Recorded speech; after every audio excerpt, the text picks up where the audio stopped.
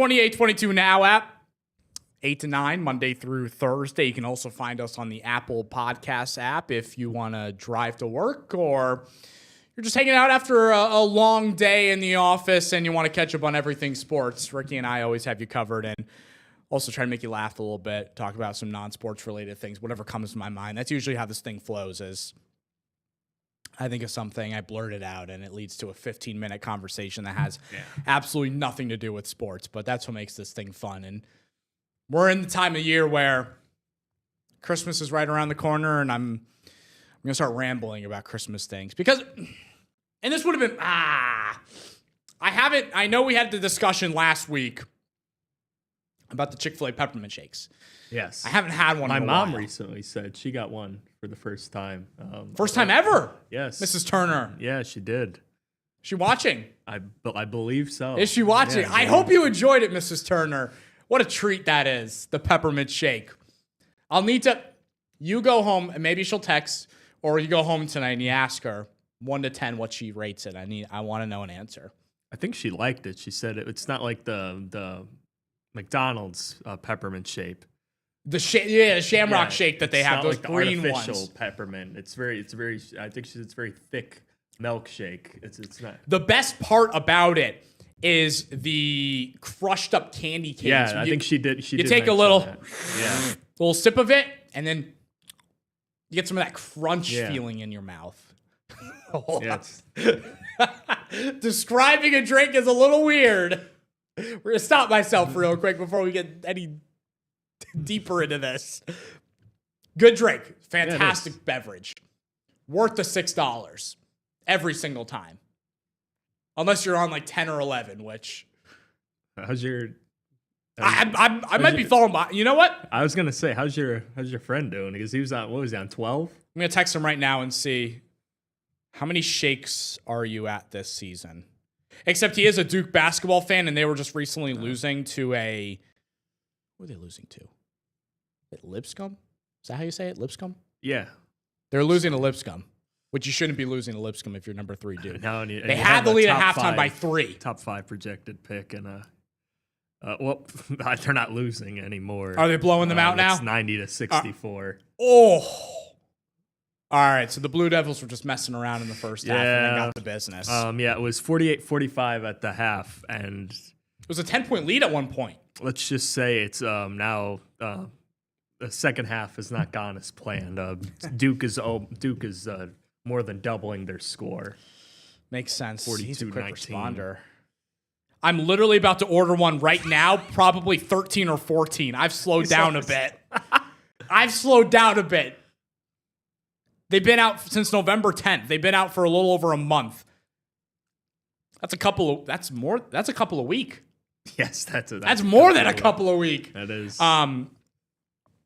When it comes to delicious Christmas treats, what are some of the rituals in the Turner household when it comes to traditions and baking together? Was that something that you enjoyed when you were a kid?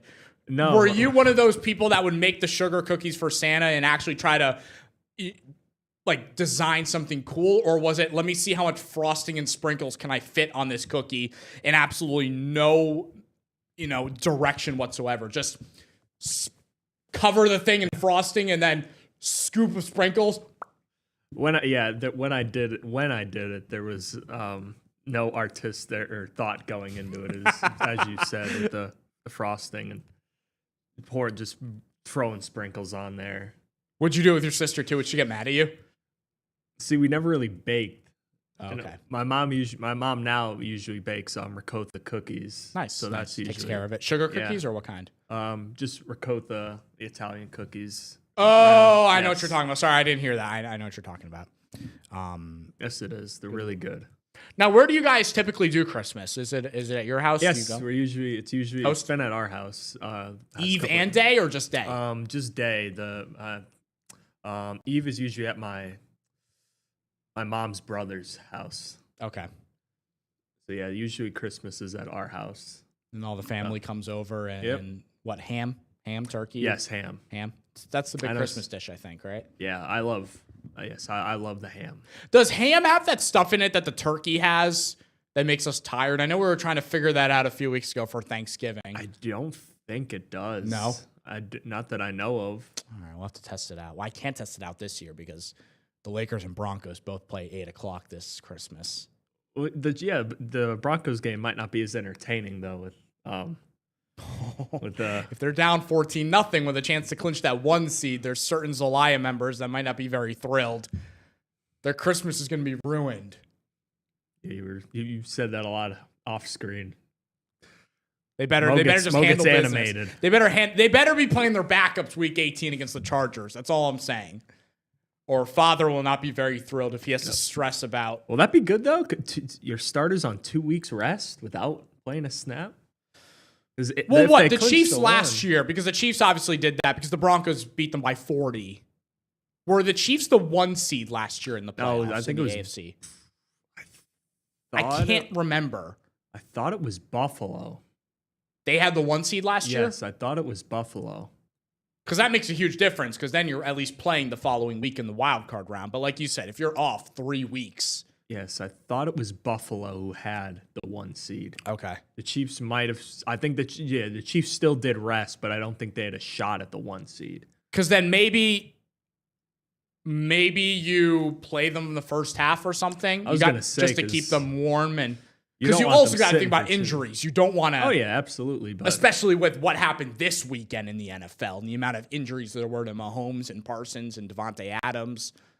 Those are the 3 big players that went down with injuries. And Adams, I don't know. He's not listed as out for Thursday Rams Seahawks just yet, but on a short week, I would imagine it's tough for him to go out there. Short weeks, always tough. One of the most painful things he's ever Yeah, and experienced. that's not a 1 week. Hamstrings, I guess it varies on the severity of it, but that's at least probably a 2 week, depending on the severity. It's not, and it's something that lingers as well. It's just such a big muscle. Yeah. And when you tear that or pull it, Takes a while to recover. And then he could re-injure it down the road. It's just something that you have to keep treating. Those soft tissue injuries are a pain. Yeah, no doubt. Calf. I am curious to see what Gardner Minshew looks like. I'm trying to think of who the Chiefs have this weekend. The Titans. Okay, well, good warm-up game for Gardner. Yeah, good. Good warm-up game for Gardner. That'll be good for. I mean, they got nothing to play for at this point. So they're basically the only done. implications at this rate are fantasy for people, and for some people are hoping that certain starters aren't pulled early on. Or Josh Jacobs in practice today. We know my lore for Josh Jacobs and fantasy implications. He's been banged up. This guy hasn't had a healthy week. I feel awful. All. I mean, he's playing through it. He had 2 touchdowns last week, but that's why he had a ridiculous catch. That catch in the corner was unbelievable. Toe tap. That's why I've been stashing Emmanuel. I'm not dropping Emmanuel Wilson, just in case. Wilson might get a free ride to a ring. Just chilling on the bench. Good for him. He can get that. But no reason to drop him whatsoever. I'm trying to look up the Christmas Day slate now that we're talking about it. Broncos, Chiefs, yeah, that's a nightcap. Cowboys, Commanders, nothing important in that game. God. Lions, Vikings. I guess the Lions. I mean, tough slate. We were just chatting with. I see the vision for the slate, but yeah. Back in week 1, it looks juicy. All right, you got a team that just made the NFC Championship. Maybe the Cowboys are still in it. The Vikings just had a heck of a year last year against the Lions, who are this up-and-coming team. Broncos, Chiefs, AFC West. And now you've got 4 of the 6 teams that are already eliminated from the playoffs.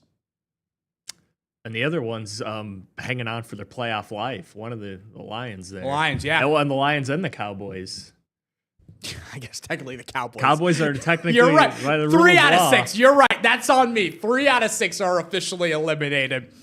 There's a 1% chance that Dallas They got can to reach win the out. postseason. Philly loses out. Could you imagine that happening? Oh my God, the city would burn down. Yes, Philly would not be happy campers. What would happen if they somehow blew that division to the Cowboys? There would be some fire a lot of people. Trade a certain QB. Oh my God, they would. Oh, It's like, yeah, I can't even imagine. And then, yeah, like you said, the Lions, and they're in a must-win scenario at this point moving forward if they want to keep up with the Bears and the Packers in that division. And the fact that the NFC wild card, the two teams are 11-3 and 10-4 is ridiculous. NFC, again, this is one of the few years where I think the NFC, you could argue, is better than the AFC. Yeah. I mean, in terms of the depth of the teams. No, I agree with that 100%. It's you look at the playoff bracket right now, and I think we're setting up for a really fun and also unpredictable NFL postseason because you're going to have a lot of talent in there, and it all always starts around the quarterback. But when you look at the quarterbacks in the playoff picture, it's not your typical guy. You don't have a lot of experience. You don't have a lot of experience in there between. I pull up the AFC right now. Bo Nix played one game. Drake May's never been in the postseason. Trevor Lawrence was in the postseason. They gave the Chiefs a run. They won one game. They won one game. The Chiefs a run for their money, I think, in the next round. Rodgers. There we go. Experience. He might have more games played in the postseason than every other quarterback in the AFC combined. Josh Allen bumps that number up a little bit, and I think Herbert's played in a couple of games himself as well. Same with Stroud. But overall, I mean, the teams you're going to have to go to is where the inexperience is going to come from. So they'll have their fans to back them up. Nix, Drake May, Trevor Lawrence, but Aaron wants a home playoff game. Aaron might get a home playoff game. Aaron has the experience and the crowd if they get there. And that was a we'll get to that. I know you're I'm less a happy man last night. A happy man last night. Not in the first half, but no, not the first half. I was stressing. I said it in my highlights last night at 11. I said fans of the under were smiling in the first half. Now I think the under did hit. Our good friend Nick Toma, he had the under, so he cashed in on that yesterday. What was it? 40. It was in the mid 40s, I believe. The final was what, 28-15, 43. Yeah. But the Dolphins were making it interesting. They were scoring a couple garbage touchdowns and bumping that number up. They just couldn't convert a 2 point. Honestly, if they converted. Well, the thing is, they wasted so much time. I was telling you, I'm like, I was watching the game, I'm like, they're taking their sweet old time. They weren't calling timeouts. They weren't going hurry up. And then all of a sudden, late in the game, Troy's like, why are they calling timeouts now? They weren't running hurry up 5 minutes ago when they were down 25. That team is they're lost. Yeah, I don't know where they go because they're paying him what, $240 million? 50. Tua? Oh. And he might not start. Yeah, Mike McDaniel. Because he didn't play good enough. Yeah, Mike McDaniel said anything is on the table. Now, he didn't look great. That interception, but again, his stats don't look bad, but I think a lot of that came in garbage time when they're down 28-3. And they finally opened up the offense, and Pittsburgh at that point was just playing prevent. Well, I was telling you, you watch Tua in the pocket, and he's shuffling backwards. Oh, he's not taking a step up in the pocket to look and make a throw. Like he's moving backwards, and then he just stares, and he doesn't even throw the ball away. He just lets 3 or 4 Steelers collapse onto him, and there's nothing he could do. Yeah, I also thought, and it's rare I will say this, I thought Mike Tomlin was the more aggressive coach on the field last night. Going for it a lot on 4th and short. Connor Hayward had 4 carries for 4 yards and a TD. And Big Raj in the background, just admiring it. There's some fans out there that are asking why exactly he's on the field because they could put someone else out there, an extra pusher or a blocker, but they have just working. I don't know if they have a play where they're going to just toss it back to him and someone is going to go on like a streak or like an out route and it's a fake tush push, but there are some fans that are like, why is he on the field? He's standing. He's not going to do anything. The old man doesn't like the physical. We saw what happened when he got pushed one time. He freaked out on Broderick? Broderick. Yeah, Broderick Jones when he shoved him. Well, now Broderick's on the sidelines. He's the hype man. I don't know if you saw some of his stuff he said on the highlights. I believe it was against Baltimore. He was big. He's a good hype man. A lot of energy.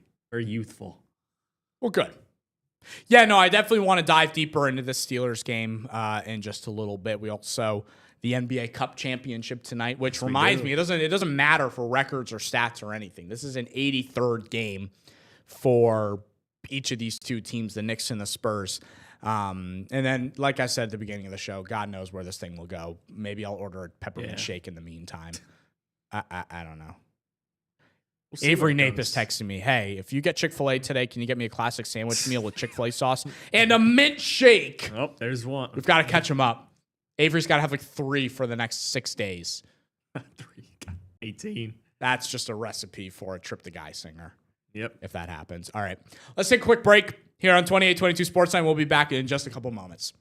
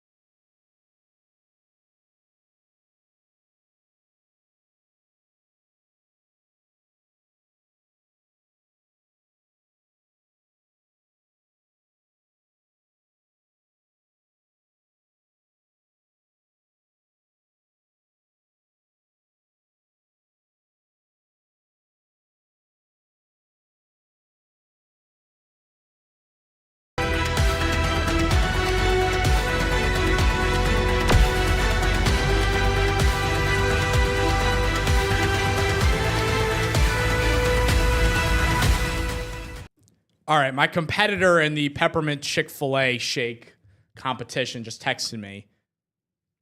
Yeah, I said he was going to order one. He asked, do I pull the trigger? His order on it, his order on his mobile app is, I'm glad it comes with a straw free. I guess the prices in New York City are a little, yeah, a little pricey. How Sometimes you much got to are pay they? for your 8? straw. $6.25 for a peppermint shake in New York City. He's also got a large fry on there. I'm baffled by this one. A 30-count Chick-fil-A Nuggets football-shaped tray. I'm worried about my friend. Is he sharing the nuggets, or is he going to eat all 30? Are all 'Cause that's 30 a- nuggets for you? That's a lot of nuggets. That is a lot of nuggets. Like a 15, See if maybe you get 20. an answer back on that. 10 and 20. Yes, LOL. Okay. He's really hungry. And leftovers. Okay. So he's Makes planning for the sense. future. That's smart. Smart financial decision. You got to be smart in New York City. Yeah, you do. I was having this conversation with someone the other day about, both of us, we finished college and then we moved, you moved back home. I moved here to Pennsylvania. And I just wonder what it would be like to live in New York City. I would do it for 1 year. Living in New York City. Would you do that as well? Just to experience. I feel like you need to at least experience living in the biggest city in the country. It's got to be. There's people that I think do it. They stay. They love it. And then there's others that are like, I'm ready to get out of here. Like it's a disaster. Yeah, I'm sure there's pros and cons. Obviously, there's a lot to do. There's never a weekend where you're like, you're here compared to New York City. What do you mean? You're not active here every weekend and good old NEPA? You can be, but You again, don't go you spend just Saturday get nights at repetitive. Boozers in Avoca, one of those underground bars. Like, it's fun, but like, New York City, I feel like, there's always something going on. There's always somewhere Absolutely. different you can go. Here, it's more limited with where you can go and, who's there and the place you're going to. But, New York City, I feel like there's no shortage of that. Obviously, there's some issues surrounding like transportation and all that. It's difficult. Having to walk. Oh, exercise. Imagine having to walk in this weather. Yeah, imagine eating 30 count nuggets. He's probably going to need to go for a little walk Yeah. tomorrow if he eats all those tonight. Probably. You know what we need to do then? We got to bring New York City to NEPA. I don't think that's a. Let's create our own adventures. Like, what is there in New York City? Like, I have a great idea. Wait, do they light up like a big tree in downtown Wilkes-Barre for the season? We need a big ass Rockefeller tree just in the middle of I Wilkes-Barre. mean, I guess there's one in the what you call Courthouse Square, whatever, what the center of Wilkes-Barre is called.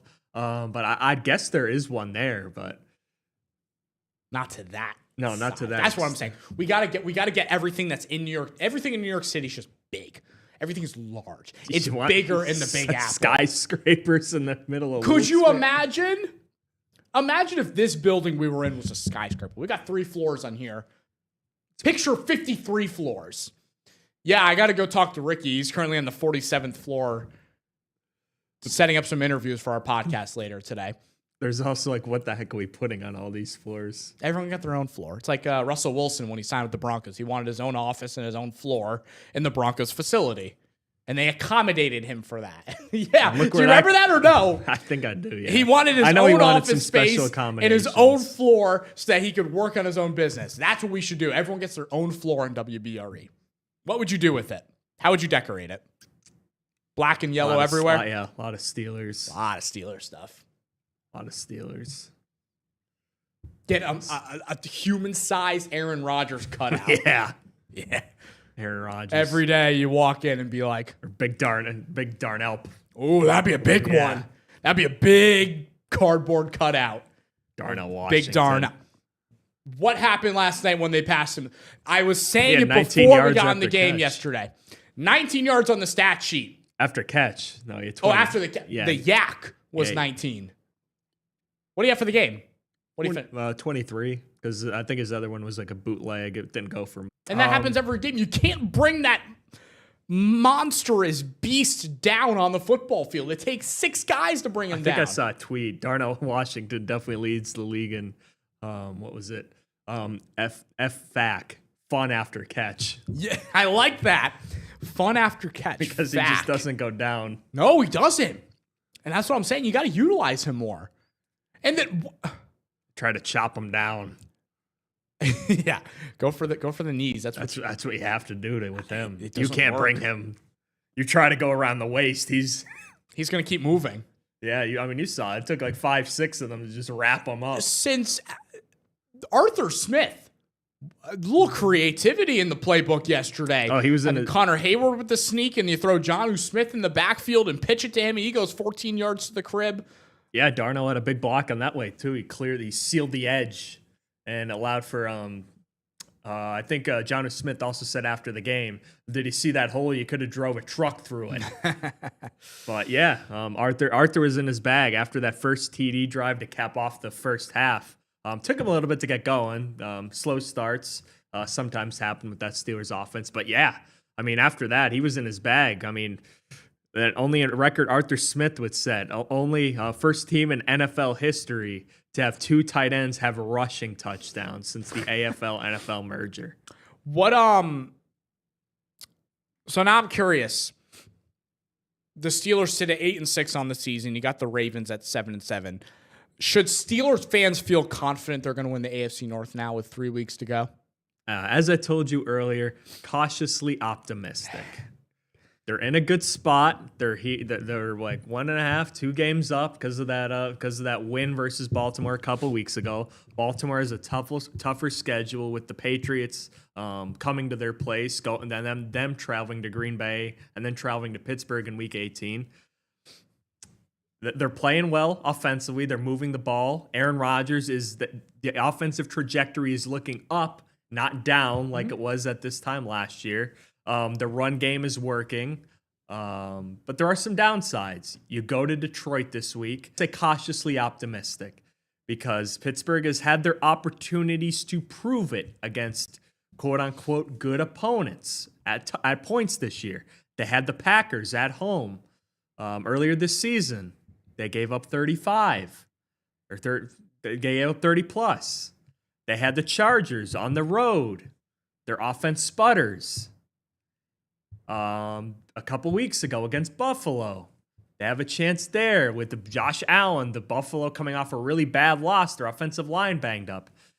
Buffalo runs for over 200 yards and beats them 26-7 at home because they couldn't stop the run. I'm not saying Pittsburgh needs to win this game. I'm saying if they can hang around with this Buffalo offense and they could stop and sputter this Detroit offense in game, if they can sputter them, then we could start talking. If they beat them, I'm gonna be talking different. Yeah, you are. I will be talking different about this team. I might start running my mouth a little bit. I won't be here Monday, so I'm going to need a voice message or a little FaceTime call, and you can talk my ear off for 5 minutes. I'll give you that floor. Okay. Give you that opportunity to say your stuff. Sounds good. But yes, I think they should be cautiously optimistic. I think they're in a good spot. But again, if we're being real about this season, and I said it before the season, and a lot of people have said it before the season, the goal of this team is to win a playoff game right now. They haven't done that in over 10 years. That is the goal. They're in a good spot right now, and if they keep playing at the trajectory they are, it's looking good. But TJ Watt's also hurt. Nick Herbig popped up on the injury report after the game with the hamstring injury. And we know how Mike Tomlin teams are sometimes when it comes to playing big-time opponents and also playing in the playoffs. But I think fans should be cautiously optimistic given the recent results. But they've won 2 straight for the first time since September. But I want to really see them against the Lions before I think put my final stamp of approval, because your last 2 games are against Cleveland and Baltimore after that at home. But I think even if they beat Baltimore, I'm still going to be wary about it because I don't think Baltimore is that type of team this year compared to what they were last year. Good litmus test. Good litmus test this weekend to see yes, where it is. The Steelers are in. It's funny because Steelers fans, you want to root for the Patriots, honestly, this weekend. Which, unfortunately, yes. A decade ago, thinking about rooting for anything New England seems like the last thing you would ever do. But now you're in a situation where you'd love to see the Patriots win on Sunday night, right? Sunday night game? Sunday night. They moved out to Sunday Night Football, so that should be a fun game and a good test for the Patriots traveling on the road against the Ravens team that probably played one of its best games all year, Cleveland or Cincinnati. The Patriots need to bounce back in a big way after what happened in the second half on Sunday, and for them to blow that 21-0 lead and lose to Buffalo. And I think they just need to win a game, and they clinch their division. I think that's all. They control their own destiny at this point when it comes to winning that AFC East. And the last thing you want to do if you're the Patriots is you fall to Baltimore. The Bills not find a way. I think they play the Browns this weekend. Yes, they do. Please don't find a way. Just win if you're Buffalo. They win, Patriots lose, and the AFC East is all knotted up. They split those 2 games, and both those teams will have an 11-4 record if it comes to that, which makes things a little more interesting if you're a Patriots fan. But ultimately, if you're a Steelers fan, you're rooting for New England to beat Baltimore and pretty much seal the deal if you can beat Detroit. Now, I'm trying to no, they wouldn't clinch. They would need to win another game because if the Steelers win, they're 9-6. Baltimore falls to 7-9. Yes. Excuse me, not 7-9. 7-8. 7-8. They would still Yeah, Pittsburgh would be. They need to win one more game, I think, right? To clinch the AFC Pittsburgh North. cannot. Yeah, Pittsburgh cannot clinch this week. So Pittsburgh, if they lose, if Baltimore loses this week and then loses next week to the Packers, and Pittsburgh wins both, I believe, then they should be good. Then they secure that division title and Yes. probably the 4 seed is my guess. I don't think they're going to be able to catch No. up to one of those teams. No, in the they're 3, probably in the 4th seed. barring a Jacksonville collapse or New England Buffalo collapse. All right, let's take another break here on 28-22 Sports Night. Let's get some basketball after this, Ricky. Yeah, we will. Let's talk a little hoops after the break. We're halfway through this Tuesday edition of 28-22 Sports Night.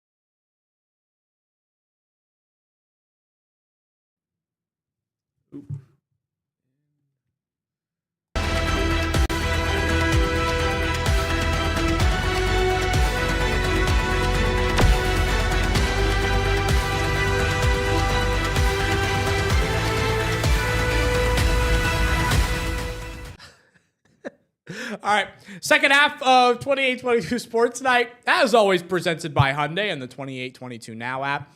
The NBA Cup Championship tipping off tonight between the San Antonio Spurs and the New York Knicks. And again, this game has no implications on the standings or stats. It's all for fun. It's actually not realistically all for fun. There's a lot of money on the line. Financial incentives. Financial on the line. incentives, as we like to call it, $1 million on the line for the winning team. I also do think the loser gets. I think they get like $500,000 as well. Which Charles Barkley was not a fan of the NBA Cup. He said there should be no reason to give players extra money for doing their job. He was not. Charles Barkley doesn't like he's not a fan of a lot of things, and he likes some. He likes to be very argumentative. Yes, he likes good old fashioned competition. He does. He thinks players should be out there playing for the love of the game and for their pride, just like the old days. And I do find it funny that he's talking about championships of all guys, Charles Barkley. Yeah, I'm kidding. I got nothing against Charles Barkley. I think he's a cool guy, and he actually recently, I believe he was on the call with Dick Vitale a few nights ago for a college game. I think it was Kentucky and Indiana, and he donated a lot of money towards Dick Vitale's foundation. So a great gesture by Charles Barkley. But we were talking last week about the Thunder and their the season that they are having and the trajectory they're on towards the all-time record of the Warriors and their 73 wins and how eerily similar it looks. And then they proceed to lose to a San Antonio Spurs team in the NBA Cup semifinals that Victor Wembanyama coming off an injury, so he came off the bench, a minutes restriction and no restriction whatsoever for him. He was continuing to do what Victor Wembanyama does, and it's an alien. An alien's a perfect way to describe him and his play style. And you watch the highlights, and he's doing step backs from 3-point land, and he's running the point guard position and moving it up the floor, and you can just throw him up a lob, and he'll find a way to go get the ball and put it in the bucket. And really, really special what Wembanyama's turned into. And honestly, this Spurs team is really starting to come together. 18-7 this year, and you think back a couple of years ago when Greg Popovich left, and the core that we all knew as the Spurs was ever since Kawhi Leonard left them and went to Toronto. They were really, at the bottom of the Western Conference Finals. But now they've drafted really well. They've found a superstar in Stephon Castle, who was their number 4 overall pick in the 2024 draft, and he's really becoming a really valuable piece for them in the backcourt. And the Spurs are going to cause some issues for teams down the line, especially in the Western Conference playoffs. Yeah, they will. And, obviously people were wondering whether this is the year Wemby takes that leap, because you look at what they've done with their lineup. They bring in De'Aaron Fox. You mentioned they've drafted well with Dylan Harper, Stephon Castle. A little lottery luck, and they're not going to lie. I think all of those picks were elevated from where they were supposed to be. But either way, they drafted well. They got some pretty good lottery luck, and, sometimes you need a little bit of luck to go with your picks, and that's exactly what happened with the San Antonio Spurs. And they went out in free agency and got a big Luke Cornett to defend the paint and be more of a true center to Victor Wembanyama, who's more of doesn't have the girth to. No, he doesn't. Doesn't have the. He's got length. He's got height. He's everything, but he's not. Yes, big. Very, very slender. But I think I saw a tweet the other day about asking if James I wonder what James Naismith would envision if he envisioned a 7'4" freak athlete center that could handle the ball and shoot threes like Victor Wembanyama, because the only way to really guard him is probably to get physical with him because of his slender frame. Yeah.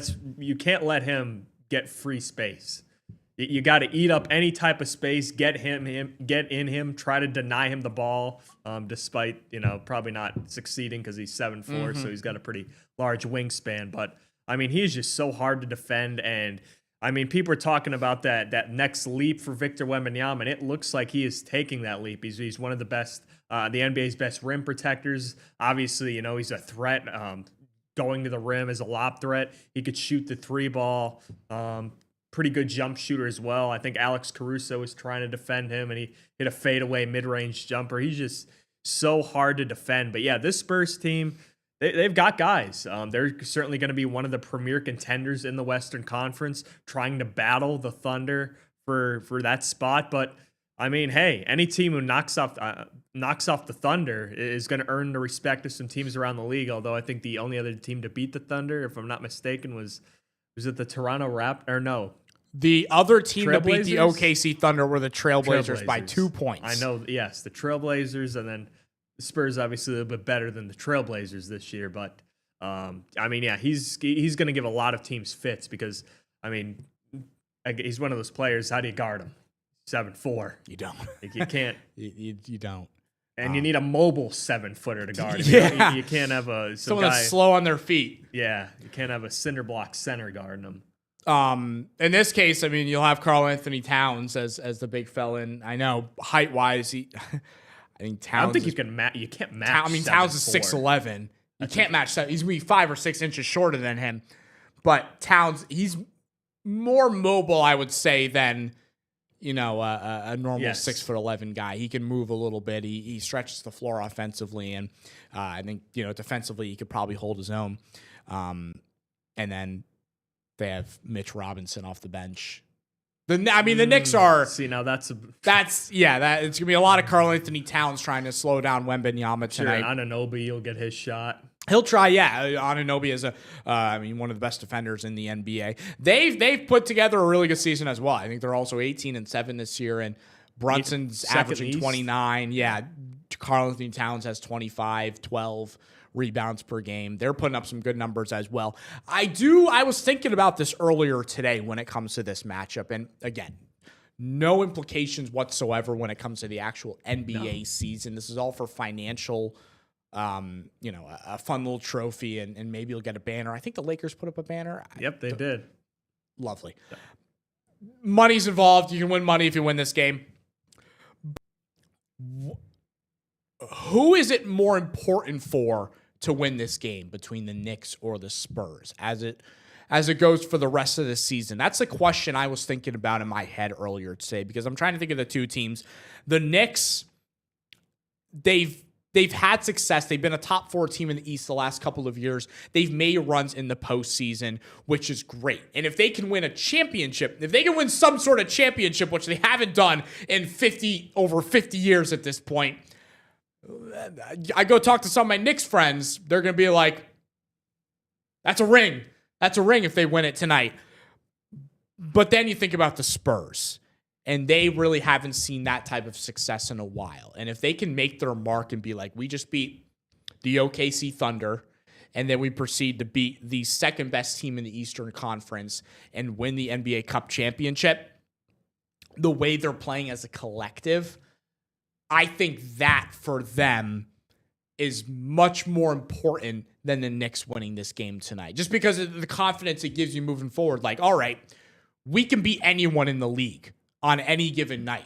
We have that ability on this roster. Depth-wise, we're led by our superstar 21-year-old in Wembanyama. I think this is it's more of an advantage if you're the San Antonio Spurs to win this over the New York Knicks. I think there's benefits for both teams, but in my personal opinion, I think it means more if you're the Spurs and you can win the cup tonight. I actually disagree. I think it's more important for the New York Knicks. I think if you're the Spurs, we just beat the best team in basketball. I mean, let's be real here. That if we're talking about, that was probably the finals game. Did you look on the other side? What was it? Knicks Magic. Yeah. On the other side, Knicks aren't the Thunder. Knicks are a good team. Again, Knicks are second best team in the East, but the Western Conference is light years ahead of the Eastern Conference, at least in my opinion, in terms of how deep these teams go. Because I think there's at least 4 or 5. There's probably the top 4 or 5 teams. You can make an argument.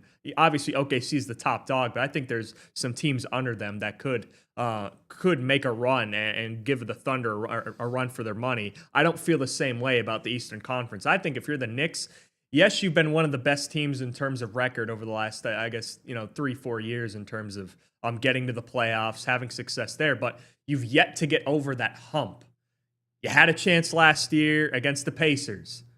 Didn't do it. You allowed the Pacers back into the series and the Pacers to win that series. There's been talks about this team's struggles in the postseason. They haven't been able to get over that last hump and get to the finals despite them having Brunson, them having Karl-Anthony Towns, them having OG Anunoby, Josh Hart, them having a pretty solid team that should, in reality, probably get you to the NBA Finals, particularly last year against the Pacers. I think it's more important for the Knicks. I think they need to see them. I think they need to introduce themselves, at least to the Western Conference. I think this is an important game for the Eastern Conference as well, because you're looking at it like the Eastern Conference just doesn't have that same magnitude as the Western Conference. So I think the Knicks right now need to prove to them and the rest of the NBA, hey, the Eastern Conference is good. We may not have the depth that you guys have, but our top tier, that includes the Knicks, the Pistons right now, who I think are sitting at 20-5. 20 wins this year, yep. So they're off to a really hot start. But I think it's more important for this Knicks team to go out there and prove to the rest of the NBA that, hey, the Eastern Conference, we're no slouches. We're going to go out there and beat the team that just beat the Western Conference OKC Thunder that have just 2 losses on the year. So I actually think I get where you're coming from with Victor Wembanyama, them having a young team, them having to prove to the rest of the NBA and say, hey, we've arrived. But I think for the Knicks' sake and for the Eastern Conference's sake, I think it's a more important game for the Knicks here and them having to prove to the rest of the league, hey, like we could, we've had some good seasons, haven't been able to get over the hump. Well, this year you're going to have to look out for us, and especially in a banged up Eastern Conference. Either team is going to have to find a way to beat OKC 4 times come April and May and June. With the way the Thunder have looked. And, I think the Knicks, you look at the top teams in the Eastern Conference, the Cavaliers haven't looked, they were a lot of people's picks Wizards to come out of the run East. For their money. The Wizards did. You were not very happy with me because I said the Wizards were looking really good there. And I looked at my phone again, and it was a 2-point lead. I told you, I'm like, it is not over. You don't know this team. This team likes blowing leads late in games. And sure enough, I think they're up like 16 at that point. I'm not sure, somewhere around there. And sure enough, they end up blowing the game. Donovan Mitchell has 33 in the second half. He had 38, 48 for the game. They couldn't stop him, and their late game offense was atrocious. CJ McCollum was at 4 points and 2 for 8 in the fourth quarter. They run ISO, 4-20 this season. Yep, they gotta win after that though. They beat the Indiana Pacers. Oh, you gotta be riding high after you take one of the best teams in the East. And they, I think, allowed a team under. They didn't allow over 100, or they didn't allow over 90 or 100 points for the first time in 4 years. That defense is improving. Yes, and they're supposed to be getting some of their key pieces: Sar, Koulibaly. Corey Kispert back within the next 10 days. The front office said they expect them back within the next 10 days. They're being extra cautious with Alex Sar. When you look at the entire Eastern Conference, and I have the standings pulled up right in front of me, the Knicks are in a position, going back to your point you were bringing up, they're 13-1 at home this season. And to get a top 3 seed would be huge because you'd be guaranteeing probably 2 rounds where you're at least home, maybe 3 in the playoffs. And then the other teams in the East are not familiar to the postseason. The Pistons, they made it last year, and they were in the 3-6 matchup as a 6 seed. I think against the Knicks.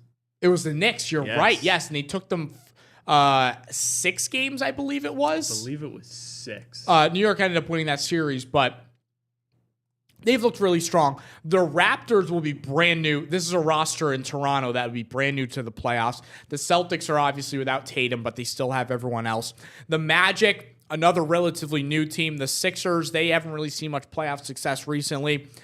We're still really early into the season, but the Knicks, I think, could have a great opportunity to make a run in the East this year and represent the conference in the NBA Finals, just looking at what teams are still there. What baffles me is poor Chicago. They were, at the start of the season, I think they started 7-1. They were balling, and now they're not out of the play-in tournament at this point. They're down to 11 in the Eastern Conference. 10-15, 2-8 in their last 10. Same with Milwaukee. They're having issues as well. And they're without Giannis. Ugly. Though. Things are getting ugly there in Milwaukee. Even when he was on the floor, they weren't winning many games. Weren't. And there's a reason that his name is being thrown around in trade rumors. But again, I mean, you look at the Western Conference and how different it is. The 6th seed is 17-9 in the Timberwolves, and it's just such a competitive Western Conference. Yeah, you look at the East, the 6th seed is that 14-11 76ers. Your Philadelphia 76ers. Yes. Good season for them. The Wizards, 30th out of 30 teams in the NBA. What are we, 7 games? Or are we? Yeah, there we are. Worst point differential in the NBA. It's okay. Minus 13.9. Yeah, we'll get a 126. That's pretty wild. Yeah, worse than the NBA. The defense will improve. It'll improve. Hopefully. You got to slowly build. That's what a rebuild process is all about. They've been in a rebuild for a while. It's been a little bit. All right. Let's get one last break in on 28-22 Sports Night so that we aren't scrambling last minute as we usually do. It's usually on me. It's my fault. Sometimes it's on me. I'll take blame on that. What'd you say? Sometimes it's on me. Lose track of time. You're being a great teammate here, but you know sometimes me. Yeah. You're thinking in your head when it's 8:50 and I'm rambling about God knows whatever. He's like, please toss it to break, Nick. Let's get a break and we'll be back in a couple of minutes.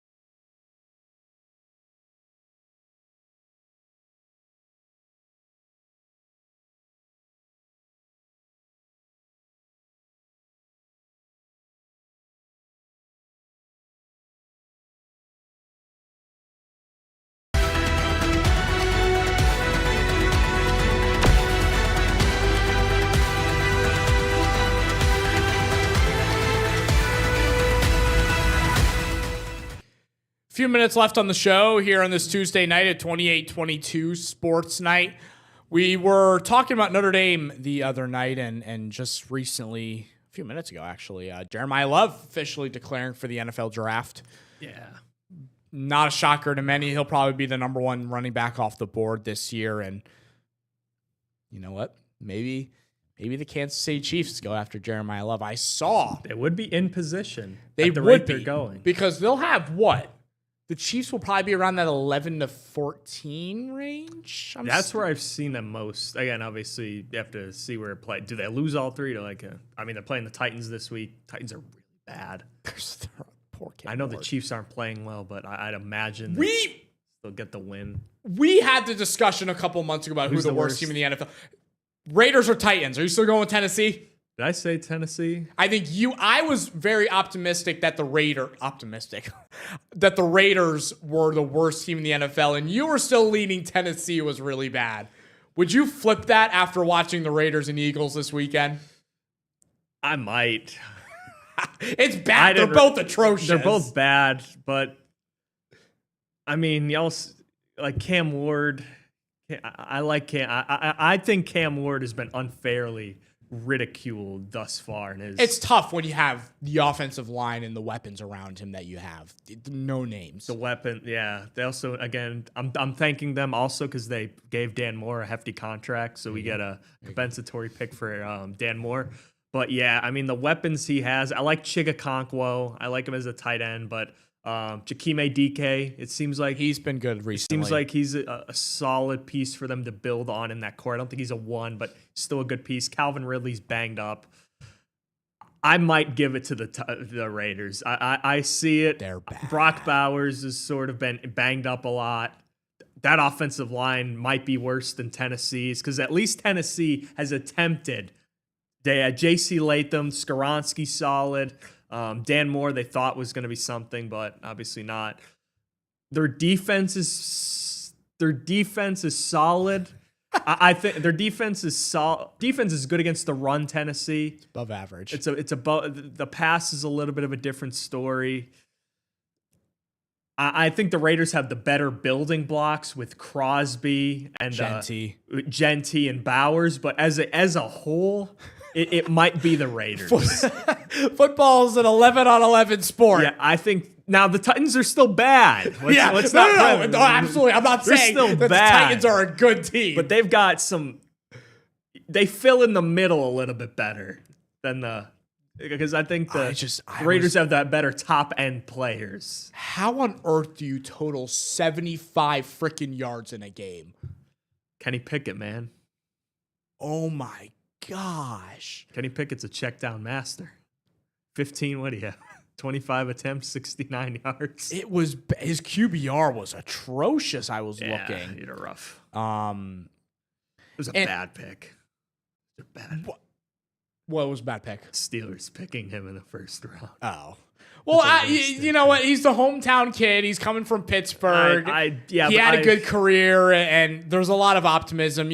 You can't not predict for me. down the line. I was adamant on Temple's college radio show. I do not want this guy. He's a sixth-year guy. It was the freaking fake slide. If he didn't do that fake slide against Wake Forest, do you remember that? Oh my God, the world went ballistic when that happened. And then the thing about it is, he played so damn well in the preseason.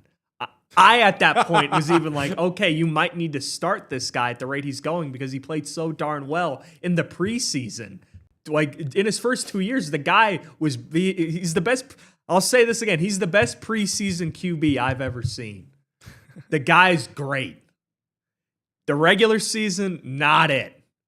15 for 25, 64 passing yards, 1 interception, 4 sacks, a 6.2 QBR. And a rating of 47.9. I'm pretty sure the worst rating you can get is like 32. So it's pretty darn close. He was bad. Like, again, I get it. Their offensive line sucks. I know Chris Matthews was on it. Their offensive line's bad. He didn't help. No, he did not. He did not They really also, help. they just didn't have the football either. 42 plays to Philly's 66 Well, on they couldn't. Sunday. I mean, Pete Carroll said they couldn't convert on third down. He said it's been the story of their season. Kept punting. They couldn't keep the ball, and again, because that was the first time Pittsburgh this year has outran a team in the number of plays they ran. That's the first time all year Pittsburgh has done that. They didn't even reach the red zone. Yeah, no, they were. I turned that off. awful. That game is 17-0. I was watching them. I'm like, I'm leaving. Like, this game's over. Bad. Wow. I don't think Philly didn't even run the ball great. At least Saquon No, that's what you were Barkley saying. did. Saquon had a decent stat line, but it wasn't productive. Yeah, no, it wasn't productive. I don't think that they didn't amaze me. Obviously, they win the game. They give themselves confidence, but I mean, Hurts only threw the ball 15 times. no, exactly. They literally just did the bare minimum getting those first downs. And then I think they had a late deep shot to A.J. Brown in the second half to sort of, keep him happy because he only had 2 receptions in that Who game. do they have? Oh, they have the Texans this weekend, the Raiders. The Texans are hot, too. Oh, God. They might not score again. No, Kenny. When's the last time a team got shut out in back-to-back weeks? Might happen this week. What? Is that Texans? I'm saying Yeah, that I might was happen gonna this say- week. When was the last time it I happened? don't know, but We have to figure that out. the only way is if the Raiders get a turnover. Yeah, if they somehow score a pick six. Because, I mean, the Eagles' defense, yes, it's been good. But Houston's defense is being lights talked out. about as the best in the NFL. Yeah. Up there with Denver. Oh, poor Kenny Pickett. Those numbers. Is he going again? If I'm Geno Smith, I'm telling Coach, yeah, I'm done. Against that pass rush? Yeah. I've taken my beat. Yeah, oh my gosh. If I'm Geno, I am going to the most comfortable suite up top and watching in my sweats and hoodie. I'm not suiting up. I've done my fair share of the first 3 months of the season. Yeah.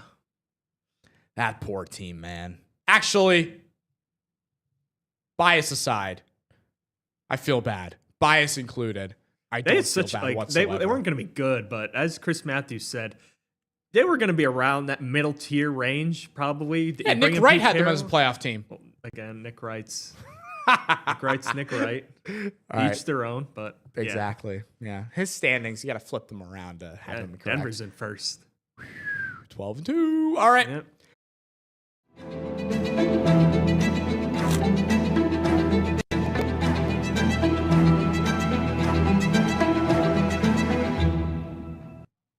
And welcome to the Mahalchik Files podcast on the 2822 Now app. My name is Andy Mahalchik. Today we're talking about, and you've heard the names before, no doubt, Bigfoot, Sasquatch. What is it? Does it really exist? Is it man? Is it beast? We've talked about, as far as I know, even back in the 70s and 60s as a kid, we heard about Bigfoot. And there's still a lot of attention to Bigfoot. It's become part of American culture, folklore of North America, and really worldwide. My special guest today is Glenn Barassa. Am I pronouncing that right, Glenn? That's right, Glenn Barassa. Glenn Barassa is the assistant director of the Bigfoot Project, Correct. formerly known as the Pennsylvania Bigfoot Project. And we're going to talk about everything about Bigfoot. And honestly, I've learned a lot just setting up this podcast today about Bigfoot. And you think you know it all when you see some of the stuff over the years, but it's really a deep topic. So, Glenn, first of all, give me some background on yourself, and how did you get involved in even being interested in Bigfoot or researching Bigfoot? Sure. I was born in 61. So in the late 60s, I kind of remember the Bigfoot, the Patterson-Gimlin film, and my dad taking us to the theater. And then a few years later, when I was in Arizona, up in the mountains there, I had an experience, something that changed my life. I mean, the vocals that this creature did reverberated from 50 yards away through my body. I could feel it like standing next to a concert speaker. I've never felt anything like that. Just amazing. And that's how I got into this. And I started doing my own investigation and asking numerous people, interviewing Indian families, just trying to get more knowledge about them. And that's back in the 70s, I've been doing it for many years, over 50. And no doubt you've compiled a lot of information, but first of all, what do you think? And again, I'm skeptical by nature. I know most people are. They hear about Bigfoot, UFOs, paranormal, and people are saying, yeah, right. Those folks involved in those kind of things wear tinfoil hats and they live in their parents' basement with aluminum foil in the windows. Yeah. But I could tell you, of all the organizations I've worked with over the years, those who are really seriously looking into it, they'll say to me, for example, UFO, MUFON, Mutual UFO Network. They'll say, listen, I'm not saying it's a UFO. There's something going on. All we do is document what people are saying. So tell us about the Bigfoot Project. What exactly do you do? What does your organization do and how many members do you have? Right. The Bigfoot Project, we just changed the name recently. It was the Pennsylvania Bigfoot Project. We have about 20,000 private members in our group. It is basically, we're taking all the reports